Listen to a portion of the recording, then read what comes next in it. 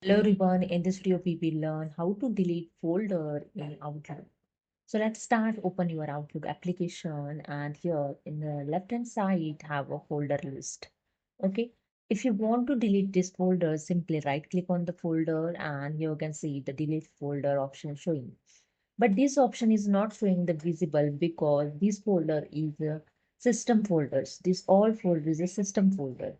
So you can delete the folder those you created. Okay, suppose this folder I created, so this folder I can easily delete it.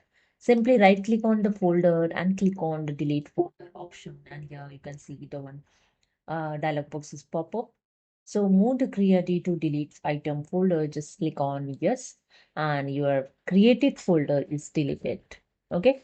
So this is the way you can delete only your own created folder, not the system folder in Outlook.